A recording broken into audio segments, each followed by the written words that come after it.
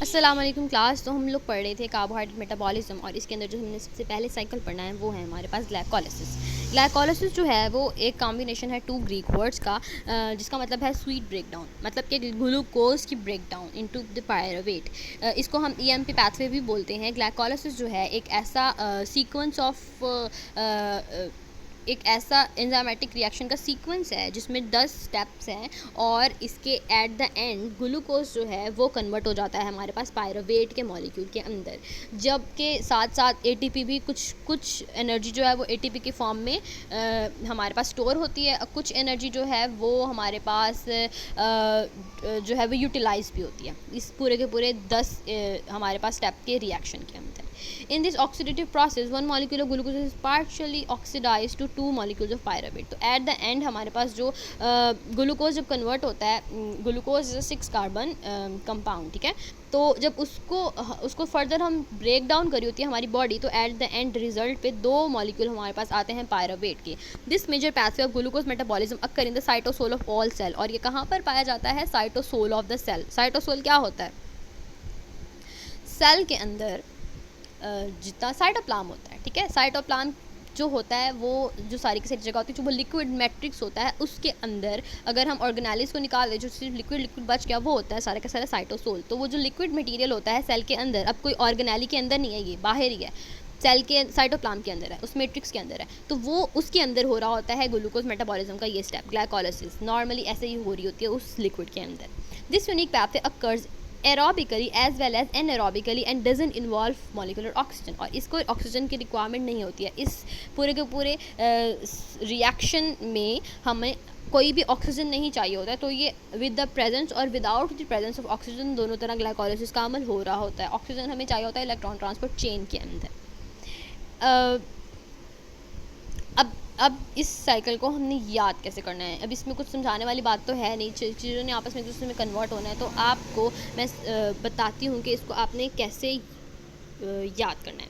ये इसका एक जनरल उन्होंने दिखाया हुआ है डायग्राम कि क्या हो रहा होता है। ग्लूकोज देखो कन्वर्ट हो रहा होता है एट द एंड पायरुवेट में, और इन दो स्टेप्स के अंदर एनर्जी यूटिलाइज हो रही होती है, यूज़ हो रही होती है, और इन स्टेप्स में एनर्जी जो होती है वो स्टोर हो रही होती है। अब इसको किस तरह याद करना है? इसके दो फेजेस हैं। एक है फेज़ जिसको हम कहते हैं प्रिपरेटरी फेज़, और एक है इसका फेज़ जिसको हम कहते हैं पे ऑफ फेज़। जिसके अंदर एनर्जी यूटिलाइज हो रही है वो है हमारे पास प्रिपरेटरी फेज़। मतलब ये कि अभी प्रिपेयर हो रहा है हमारा ग्लूकोज जो है, हमें उसको थोड़ी सी एनर्जी देनी पड़ रही है तोड़ने के लिए, ठीक है। और बाद में हम उस ग्लूकोज को जब और ज़्यादा फर्दर तोड़ेंगे तो फिर हम उसमें से एनर्जी जो निकलेगी हम उसको एटीपी के फॉर्म में स्टोर कर लेंगे। तो ये वाला फेज़ जो होगा ये है हमारे पास प्रिपरेटरी फेज़, और ये वाला जो फेज़ है ये हमारे पास है पे ऑफ फेज़। अब आपने इनमें से क्या क्या चीज़ें याद रखनी है और क्या चीज़ें आप छोड़ दो। क्या करना है आपने याद करना है इन सारे के सारे स्टेप्स के अंदर कौन सी चीज़ किस में कन्वर्ट हो रही है उनके नेम, जैसे कि glucose is converted into glucose 6 phosphate, glucose 6 phosphate is converted into fructose 6 phosphate which is further converted into fructose 1,6 bis phosphate, जो कि फिर कन्वर्ट हो रहा है ग्लिसरल रिहाइड 3 फॉस्फेट में और डाईहाइड्रोक्सी एसीटोन फॉस्फेट में। अब ये वाली स्टेप्स आपने याद रखने हैं, और ये जो इनकी डायग्राम्स हैं और इनके जो स्ट्रक्चर्स हैं ये आपने नहीं करने, ठीक है। आपको ऑलरेडी बायोकेमिस्ट्री 1 में पता होगा कार्बोहाइड्रेट का सारे स्ट्रक्चर, लिपिड्स और प्रोटीन के सारे स्ट्रक्चर्स, तो वो मैं नहीं करा रही हूँ। और ये अब आपके पास इतना टाइम भी नहीं है कि आप ये करें, तो आपने ये सब कुछ नहीं करना, ठीक है। अब दूसरी चीज़ हमने ये करनी थी कि क्योंकि हर स्टेप के अंदर जो है एक एंजाइम यूज़ हो रहा होता है, ठीक है। जैसे फॉर एग्जांपल फर्स्ट स्टेप को कन्वर्जन के लिए भी तो कोई ना कोई एंजाइम हो रहा होगा जो काम कर रहा होगा। जैसे फॉर एग्जांपल फर्स्ट स्टेप में यूज़ हो रहा है हेक्सोकाइनेज, सेकंड स्टेप में हो रहा है फॉस्फोहेक्सोज आइसोमेरेज, और थर्ड स्टेप में हो रहा है फॉस्फोफ्रुक्टोकाइनेज 1, फिर है एल्डोलेज, और फिर है हमारे पास ट्रायोज फॉस्फेट आइसोमेरेज। तो हर स्टेप के अंदर कोई ना कोई एक एंजाइम यूज़ हो रहा है। तो सिर्फ ग्लाइकोलाइसिस और टीसीए के जो साइकिल्स होंगे उसके अंदर आप ये एंजाइम्स याद करोगे। इसके आगे जो हम पढ़ेंगे फिर हम एंजाइम याद नहीं करेंगे क्योंकि वो बहुत ज़्यादा हो जाएगा। तो अभी आपने क्या करना है, ये वाली चीज़ छोड़ देनी है, सिर्फ ये वाली चीज़ें याद करनी है और इनके एंजाइम्स याद करने हैं। और क्या याद करना है कि कौन से स्टेप के अंदर एनर्जी यूज़ हो रही है और कौन से स्टेप के अंदर एनर्जी जो है वो रिलीज़ हो रही है। For example glucose is converted into glucose 6 phosphate, तो ये फर्स्ट स्टेप है। इस स्टेप के अंदर एनर्जी यूटिलाइज हो रही है, ठीक है, हमें एनर्जी एटीपी हमारी बॉडी खुद से एनर्जी दे रही है और इसको फर्दर कन्वर्ट करिए है, इसको ग्लूकोज 6 फॉस्फेट में कन्वर्ट करिए। फिर क्या हो रहा है, ग्लूकोज 6 फॉस्फेट कन्वर्ट हो रहा है फ्रुक्टोज 6 फॉस्फेट में, जो कि एक रिवर्सिबल रिएक्शन है। अब आपने ये भी याद रखना है कि कौन सा रिएक्शन रिवर्सिबल है और कौन सा रिएक्शन इरिवर्सिबल है।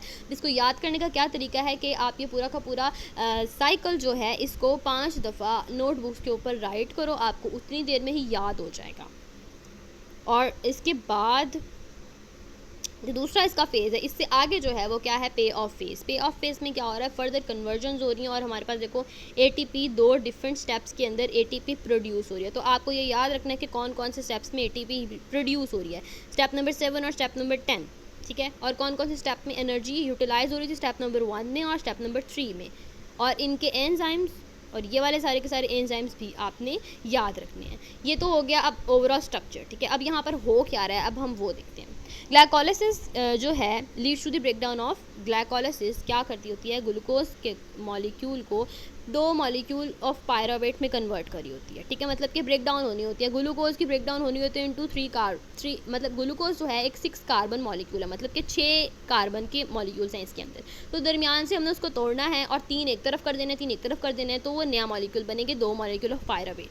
अब ये सारा कुछ करने के लिए हमें एंजाइम चाहिए, क्योंकि एंजाइम के बगैर तो कोई लाइफ नहीं है ना। एंजाइम जो होते हैं वो कैटालाइज करते हैं केमिकल रिएक्शंस को। अब इस पूरे के पूरे साइकिल को एक्चुअली 2 फेजेस में कन्वर्ट किया गया। एक फेज़ होता है प्रिपरेटरी फेज़ और दूसरा फेज़ होता है पे ऑफ फेज़। जो प्रिपरेटरी फेज़ होता है ये फर्स्ट 5 स्टेप्स जो होते हैं वो होते हैं प्रिपरेटरी फेज। इसमें क्या हो रहा होता है, ग्लूकोज जो होता है वो उसमें हम ऐड करवाते हैं फॉस्फेट मॉलिक्यूल और एट द एंड हमें मिलता है फ्रुक्टोज 1,6 बिस फॉस्फेट। फिर जो है क्या हो रहा होता है, glucose is converted into glucose 6 phosphate, glucose 6 phosphate is further converted into fructose 6 phosphate और फिर वो further converted into fructose 1,6 bis phosphate. फिर वो नेक्स्ट फ्रुक्टोज 1,6 बिस फॉस्फेट जो है वो नेक्स्ट स्प्लिट होता है 2 मॉलिक्यूल्स के अंदर। ये देखो क्या हो रहा होता है, ग्लूकोज जो है वो कन्वर्ट होता है ग्लूकोज 6 फॉस्फेट में, ग्लूकोज 6 फॉस्फेट जो है वो कन्वर्ट होता है फिर फ्रुक्टोज 6 फॉस्फेट में। फ्रुक्टोज 6 फॉस्फेट जो है उसमें एक और फॉस्फेट का मॉलिक्यूल ऐड होता है 1 पोजीशन पे, ठीक है। ये देखो यहाँ पर ऐड हो रहा था, फिर यहाँ पे ऐड हुआ था पहले, फिर यहाँ पर भी ऐड हो गया फॉस्फेट का मॉलिक्यूल, ये रहा फॉस्फेट का मॉलिक्यूल। तो हम अब इसको पढ़ेंगे फ्रुक्टोज 1,6 बिस फॉस्फेट। अब जब फ्रुक्टोज 1,6 बिस फॉस्फेट प्रोड्यूस होता है, अब इसको ये फर्दर कन्वर्ट होता है 2 मॉलिक्यूल्स में, ठीक है। ये फर्दर स्प्लिट होता है तो 2 मॉलिक्यूल्स बनते हैं। एक मॉलिक्यूल होता है ग्लिसरल्डिहाइड 3 फॉस्फेट और दूसरा मॉलिक्यूल होता है डाईहाइड्रोऑक्सी एसीटोन फॉस्फेट। अब यहाँ से ग्लूकोज से लेके डाईहाइड्रोऑक्सी एसीटोन फॉस्फेट तक ये जो इतना सा जो साइकिल है ये हमें कहलाता है प्रिपरेटरी फेज। ये सारा कुछ यहाँ पे लिखा हुआ है जो भी मैंने आपको बताया है, ये आगे भी वही डिस्कस किया हुआ है। दूसरा आगे जो अगला फेज़ है वो है हमारे पास पे ऑफ फेज़। अब पे ऑफ फेज़ जो है वो लास्ट 5 रिएक्शन है, क्योंकि 10 रिएक्शन है ना टोटल, तो पहले 5 रिएक्शन जो होते हैं वो प्रिपरेटरी फेज़ हैं और जो अगले 5 रिएक्शन है वो हमारे पास हैं पे ऑफ फेज़। अब इसके अंदर क्या होता है, पहले हमने एनर्जी दी, एनर्जी के 2 मॉलिक्यूल्स दिए और अब हमने एनर्जी लेनी है, एनर्जी ग्लूकोज से उठानी है। तो अब यहाँ पर क्या होता है, this phase marks the release of ATP molecule during conversion of glyceraldehyde 3 phosphate to 2 molecules of pyruvate. अब क्या होना है, ग्लिसरल्डिहाइड 3 फॉस्फेट वाले और जो दूसरा मॉलिक्यूल बना था डाईहाइड्रोक्सी एसीटोन फॉस्फेट, उसने जो है एट द एंड 2 मॉलिक्यूल देने हमें पायरावेट के। एट द एंड क्या होगा, here 4 molecules of ADP are phosphorylated to ATP.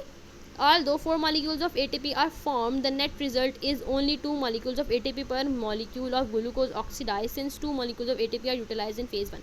अब उन्होंने आगे ये बताया हुआ है कि इस आगे जो फेज़ है पे ऑफ फेज़ जो है ये डबल हो रहा होता है। ये जो पे ऑफ फेज़ है ना, ये वाला इतनी सी जो जगह है ना, ये 2 टाइम हो रही होती है, क्योंकि वो जो ग्लिसरल्डिहाइड 3 फॉस्फेट और डाईहाइड्रोऑक्सी एसीटोन फॉस्फेट के मॉलिक्यूल्स बने हैं ऊपर, वो जो हैं ग्लिसरल्डिहाइड 3 फॉस्फेट भी ये यहाँ पे कन्वर्ट होगा और जो डाईहाइड्रोऑक्सी एसीटोन फॉस्फेट है ना, वो उसकी भी सेम यही चेन बनती है। तो ये ऐसे करके यूँ स्प्लिट हो रहा होता है 2 दफ़ा। ये वाला जो स्टेप है ना, ये 2 दफ़ा हो रहे होते हैं एक दूसरे के साथ साथ। तो उन्होंने ये बताया हुआ है कि क्योंकि ये 2 दफ़ा हो रहे हैं तो हम यहाँ पे जो एनर्जी है उसको डबल में ले रहे होते हैं। देखो यहाँ पे डबल में उन्होंने कही हुई है, तो उन्होंने कहा है कि यहाँ पे 4 मॉलिक्यूल एटीपी के बने, लेकिन जब हम नेट ग्लूकोज में से कितनी एटीपी निकली ग्लाइकोलाइसिस में, जब हम वो देखते हैं तो हम देखते हैं कि सिर्फ हम 2 मॉलिक्यूल नेट एनर्जी के लेते हैं। क्यों लेते हैं? क्योंकि 2 मॉलिक्यूल जो हैं वो पीछे इस फेज़ में यूटिलाइज़ हो गए। 2 मॉलिक्यूल्स हमारी बॉडी ने पहले से यूटिलाइज़ कर लिए थे, इसलिए वो रिसाइकल होकर इधर चले जाते हैं। तो नेट एनर्जी जो होती है, नेट एनर्जी के बारे में तो आप सबको पता है ना, जो नेट एनर्जी होती है वो हमारे पास 2 मॉलिक्यूल्स ऑफ एटीपी होती हैं।